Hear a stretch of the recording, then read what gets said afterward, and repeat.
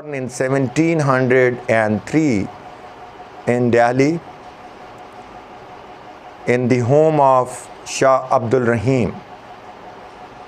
Shah Abdul Rahim was a very known religious scholar. He was the principal at Madrasa Rahimia that he established in the suburbs of Delhi. Shah Abdul Rahim is also known as a famous member of a team of religious scholars constituted by King Aurangzeb Alamgir to compile a book on the Islamic jurisprudence, and that book is entitled as Fatwa Alamgiri. Fatwa Alamgiri is very important book in the history of India and Pakistan, and that was compiled by a group of the Ahle Sunnat or Sunni scholars. They compiled all the verdicts and that was related to the issues of Islam and so on. So Shah Abdul Rahim was one of them, and Qutbuddin, who is known as Shah Wali Ullah, was his son. Shah Wali Ullah born in the time of Emperor Aurangzeb Alamgir, and that was the time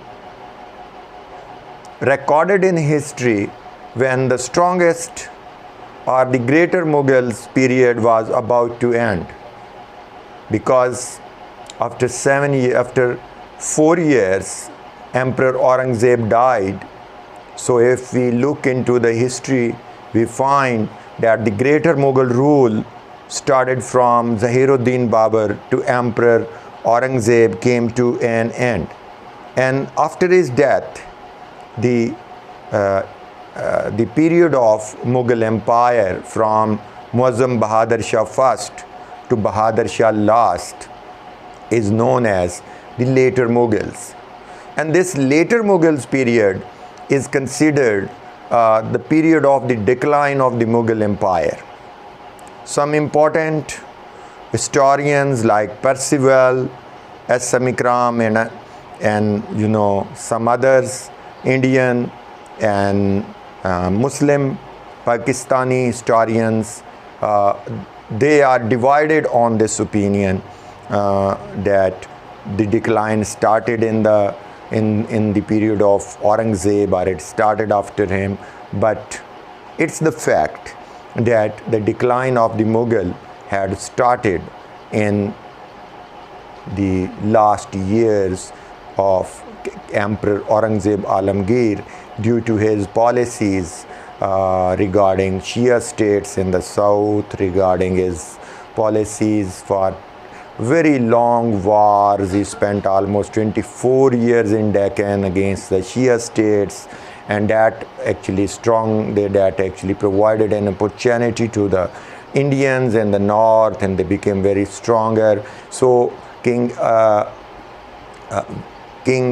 Aurangzeb Alamgir, though his period is considered the peaceful period, but his policies of war against Shias, against Marathas, against northern Indian Hindus exhausted the Mughal Empire, and the erosion of the Mughal Empire had started during his period. So when Shah Wali Ullah was born, then the decline of the Mughal Empire had started almost, and when he grew up, when he became a mature man, when he developed his own opinion and he established his beliefs in his life about politics, about religion, about society of India, about the conditions of the Muslims, it was greatly influenced by the political economic situation of Indian Muslim rule in India. So this is the significant point to understand the students, that Shah Wali Ullah actually was born when the Mughal Empire, later Mughal period started, and later Mughal period is the period when Shah Wali Ullah lived in India, and he reached on some conclusions which became his beliefs and that we will discuss later. So Shah Wali Ullah was born in Delhi in February 1703, and he died in 1763.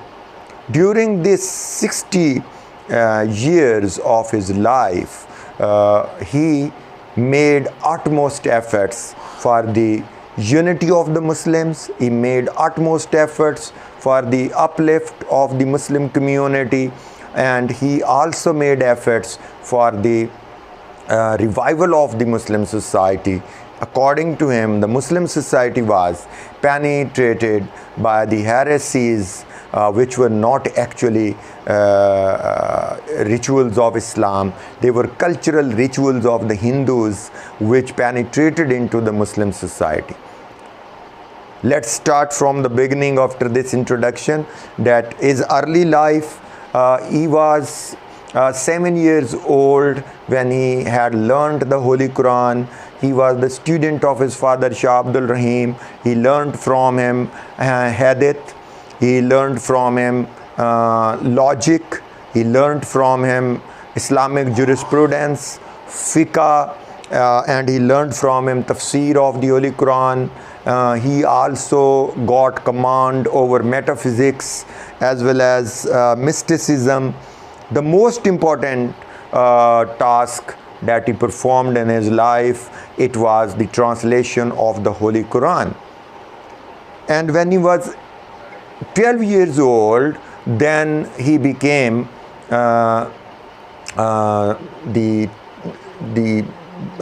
scholar of the religious knowledge, and he taught at Madrasa Rahimia for 12 years. After the demise of Shah Abdul Rahim, he became the principal of this madrasa, which was very famous religious school of thought, of the Wahabi school of thought in India, and the students from India and abroad, they used to come there and study. In 1730, Shah Wali Ullah left to Arabia for pilgrimage. He stayed there 14 years in Medina, and he studied under the very famous scholar of Arabia, Ibrahim ibn Tammia. And this was the time when he was influenced by the religious beliefs of Ibn Taymiyya, and when he came back to India after 14 years, then he was the founder of the Wahabi school of thought, modern Wahabi school of thought in India. So Sayyid Ahmed Shahid Barelvi, he was one of his students. Shah Ismail, his grandson, they actually were greatly influenced by his fatwa or verdict of Darul Harb of India, that India had become a home of war and Muslims must go for waging war against the Hindus. These two people were influenced by him, and they later started Tehreek-e-Mujahideen, that is topic of our syllabus, and we will start it next. Now we come up to the beliefs of Sir Syed Ahmad Khan, Shah Wali Ullah. The belief of Shah Wali Ullah are very important. The belief of Shah Wali Ullah were the outcome of the conditions of the Muslims in India, and is studied at Medina, and is studied at Darul at Madrasa Rahimia under his father. In the very beginning, we have discussed that Shah Wali Ullah was born and grew up and became scholar in the time when the greater Mughal period had ended. The Hindu forces, the Maratha forces were getting the power in India, and the decline of the Mughal empire is accelerating day by day. So that was the time when he developed his thoughts, when he developed his beliefs. So when we talk beliefs means what was the conclusion he derived from the religious, political, social and cultural life of the Muslim community and the Hindus in India. So he reached on some important conclusion. Number one, in his very famous book, Fuzul Harman, he wrote that in a vision, he saw Hazrat Muhammad, peace be upon him, who gave him the commandment to go back to India and try to reform the society of Islam. So this was his first, very important belief, that vision and the appearance of the Holy Prophet in his dream actually was the guidance for him to go back, and he returned to India according to him. Second belief, he believed that the society of Islam needed to be purified because it had been corrupted and contaminated with the Hindu beliefs and cultural and rituals and rites which are not actually Islam. So he started a movement to purify the society of Islam from the heresies which he used to call biddat. So he wanted to clean the society of Islam from biddat. And third, he believed that the decline of the Mughal Empire was the result of the Shia and Sunni conflict in the court of the Mughal Empire and in the society of the Mughal Empire. So he wanted to remove the differences between the Shias and the Sunnis. And third, he believed that if the Muslim started jihad in India against Marathas, against Hindu forces, and if Muslim won the war, then there would have been the revival of the Muslim political power, and Muslim political power could help the society to revive towards Islam. So his beliefs are five. Number one, he was guided according to him by Hazrat Muhammad, peace be upon him, to go back to India and reform the society that he mentioned in his book Fuzul Harman. He believed, number two, he believed that Muslim society had corrupted with the Hindu cultural rituals and heresies which are not Islamic in their nature. So he wanted to purify the society. You may say he was a Puritan. He was totally believed in, Tawheed or monoism, and he rejected the other beliefs of the Muslim sects, and he believed that that is shirk. So heresies were removal of heresies was the source of revival of the society. Number three, he believed that politically Muslims are on decline because they had divided into Shia, Sunni, Turani, Afghani and other groups. So they had lost their power. So he wanted the unity. Next, he believed that if the rising Hindu power in North India, in South, the Marathas, Hindus and Sikh community, if they were constrained, if they were suppressed and defeated, the Muslims could become very stronger.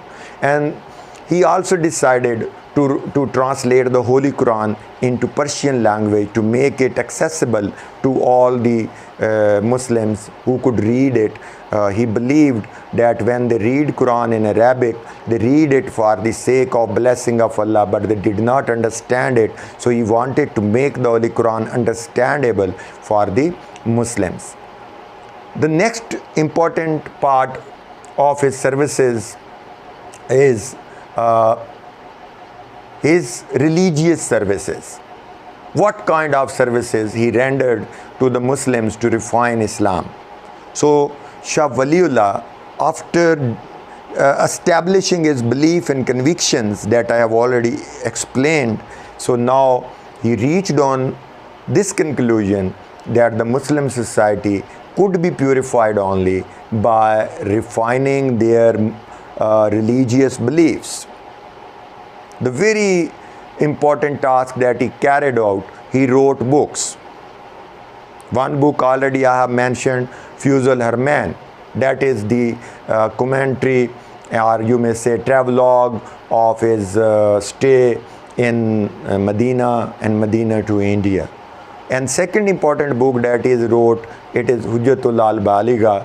This is a very important book of Shah Wali Ullah. In this book, he described what should be the system of beliefs, what should be the political system in India, and how could Muslims be united.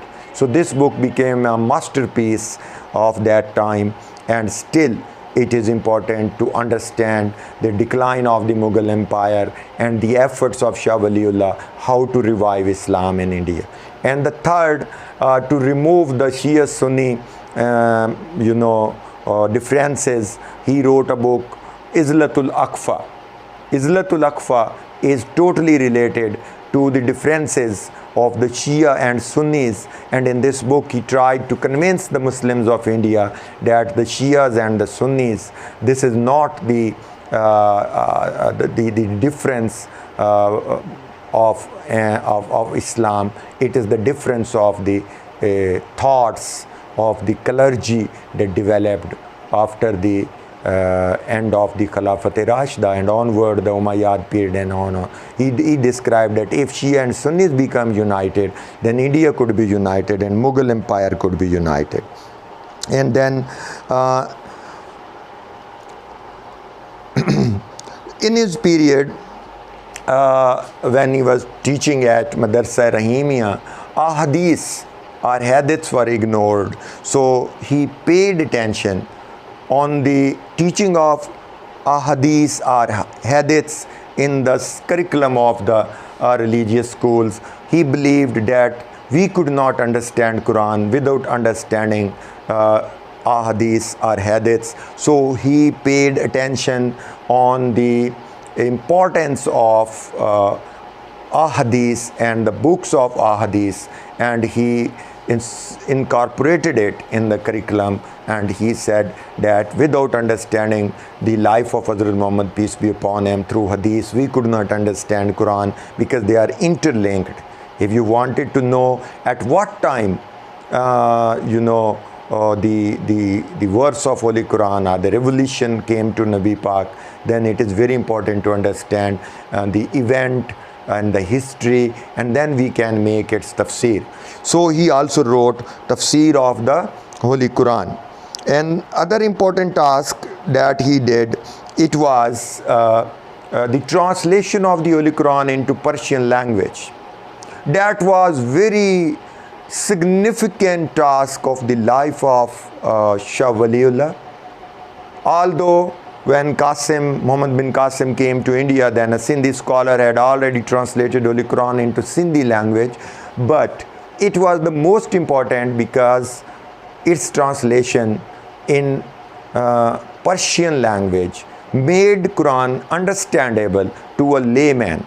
Persian was the language of the court. Persian was the language of the Muslims for seeking knowledge, and they used to read it they used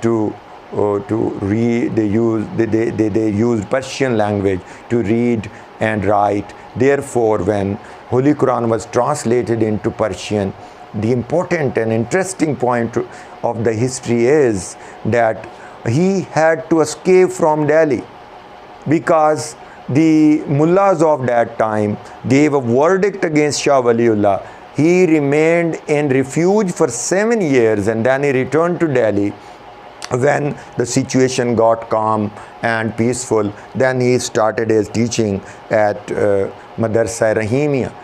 The Maulvis of that time, they opposed Shah Wali Ullah, and they were of the opinion that why did he translate Holy Quran? But he emphasized upon his stance that translation of Holy Quran actually would enable a common Muslim to understand the meaning of Quran, because Quran has been revealed on Hazrat Muhammad, peace be upon him, to convey to the Muslims to understand the commandments of Allah, to understand the meaning of Tawheed, to understand the meaning of Risalat, to understand the code of life, because Islam is a perfect code of life. But Mullah at that time wanted to keep Quran into Arabic just to keep the hold upon the common man, who could not understand it, and they must come to him. So this is very important point. And then this tradition of translation was carried out by his two sons, Shah Rafiuddin and Shah Abdul Qadir. They translated Holy Quran into Urdu. So the family of Hazrat Shah Wali Ullah, he himself and his two sons, they rendered great service for the translation of the Quran in Persian and Urdu, and then the Muslims of India were able to understand Quran and its meaning, and it is really a fabulous work of his life. Now we come up to the political thoughts and political services of Shah Wali Ullah. As a social reformer, Shah Wali Ullah believed that Indian Muslim community had divided into Shia and Sunnis, so they must be united. Therefore, he wrote the book Izlatul Aqfa, and he in this book provided the evidences that Shia and Sunnis have very minor differences, and they are not different, in their religious thoughts. They are one. And as a social reformer, he believed that the Muslim society is on decline because they had given up learning knowledge, they had given up jihad, they had given up the practicing Islam. So he wanted Muslims to come back towards three important things. Number one, to practice Islam is very important. The act upon on the hadith and Quran and the commandments of Allah and his prophet is important. Then number three, he wanted to purify the society from heresies, biddat and shirk. So he wrote his books and he guided the Muslims, and he asked his disciples to write letters and sent it to different parts of India and convey the message to his disciples. So that became very important. As a social reformer, he also believed that the decline of the Mughal Empire is the result of the internecine or civil wars between the later Mughal kings, the incapabilities of the Mughal king to rule a vast empire established by their ancestors. So he guided the Muslims as a social reformer that without attaining the military power and defeat of the Hindus in northern India and defeat of the Marathas, the very rising force of that time, and Sikh power, they could not revive the political power of the Muslims. And he also believed that the Mughal emperors were totally unable to lead the Muslims, and the leadership would emerge among the poor masses. This is the crux of the debate of his political, thoughts. He believed that the leadership prevailed upon the helm of the affairs. Then Shah Wali Ullah believed had become unable to lead, and they were incapable. So he believed that the leadership would emerge amongst the masses and someone would come forward to lead it. He wanted to see Delhi as the strongest hold and the strongest capital of India. So he wrote a letter to Ahmed Shah of Afghanistan, the king of Afghanistan, and he invited him to come to India and attack on India. Now his invitation to Ahmed Shah of Afghanistan is criticized by the historians who believed that he invited an invader, he invited a foreigner to invade India. So they challenge the nationalistic thought of Shah Wali Ullah. But his supporters, his protagonists, they believe that because he was a Muslim religious scholar and he believed to the Wahabi school of thought, therefore he believes that jihad is the only solution, and he issued the verdict of Darul Harb. Dar means house and Harb means home of war. When this verdict is given, then there becomes two important conditions for the Muslims. One, to wage war against non-Muslims, otherwise migrate. So his jihad, his fatwa for jihad, or his fatwa for war against the non-Muslim forces, therefore he invited, according to his supporters, he invited Ahmed Shah Abdali. So Ahmed Shah Abdali came to India, and the third battle of Panipat was fought. Panipat was a small village and a plain land near Delhi, where the forces took battles, and the third battle of the Panipat was fought in 1762. Ahmed Shah Abdali won this battle, but he could not stay here because the rebellion broke out against Ahmed Shah Abdali in Afghanistan. He returned, but when he returned after 1 year, Shah Wali Ullah died, and the Muslim forces and the Mughal court and emperor and his army, they were so weaker, they could not maintain that victory, and ultimately the decline of the Mughal empire further accelerated. Now the conclusion of this review of the life of Hazrat Shah Wali Ullah is, number one, he belonged to a middle class family who were religious, and his family belonged to Wahabi school of thought. He learned from his father. He also studied under Abu Ibrahim ibn Tammia, Abu Tahir ibn Tammia, and therefore his thoughts were greatly influenced, and he became the founder of the Wahabi school of thought in India, although this was already existed in here by Muhaddis Sheikh Ahmed Sarindi, Baki Billah, and so on, but he was one of them who actually taught it at Madrasa Rahimia. And second, he made efforts to remove the differences between the Shias and the Muslims, Sunni Muslims. And the third important and the other important point is that he wrote books, Hujjatul al-Baligha, Izzatul Akhfa, Fuzul Arman, and translated Holy Quran. He wrote the tafsir of Holy Quran and taught the students, who spread in different parts, and he became the reformer for the society of India. So his services actually are considered important from religious point of view and from political point of view. He not only created the spirit of revival of Islam amongst his followers, he also created the awareness about the political situation of India amongst the Muslim community. He believed in jihad, so he actually laid the foundation of war in India, and he invited, Ahmed Shah Abdali, although his efforts could not become a success, but a foreigner invaded India and war was fought.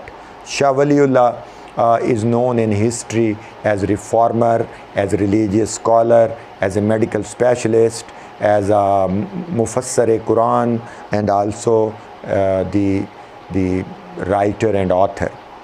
Now, the important questions on the topic of Shah Wali Ullah. When you attempt the question in O level, your question consists of 25 marks, 4 marks, 7 marks for B part, and 14 marks for C part. So if we go for the important question, number one is, what were the services of Shah Wali Ullah for the uplift of the Muslim community in India? In this you will describe about his books, about his efforts to revive Islam, and so on. And what were his political services? Then you may discuss how he believed in the unity of India, how he invited Ahmed Shah Abdali, and why did he invite it? So these are important points. You must also remember then when Ahmed Shah Abdali invaded India, then only Najib-ud-Dawla, the Nawab of Ruhelkhand, he made alliance with him. And they fought, but they won the war, but later they were defeated. Is it clear? And then at the end, if the question is given of 14 marks, why Shah Wali Ullah is considered important for the revival of Islam in India, then you may discuss his development of beliefs, you should discuss his services of for the purification of the society of Islam, and through that how he created awareness amongst the Muslims of India about their religion, about their society, about their politics, about their political leadership. And did they prove fruitful? Yes, partially they proved fruitful because they created awareness, but entirely he could not become a success. Subscribe my channel and keep on listening the lectures and watching the lectures on history, and also paper 2 of O-level environment of Pakistan for IGCSE and GCE. Spread it as much as you can to the students of Pakistan studies in Pakistan and abroad, so that they may benefit from it. If you like my lecture, then definitely I believe you will subscribe my channel. So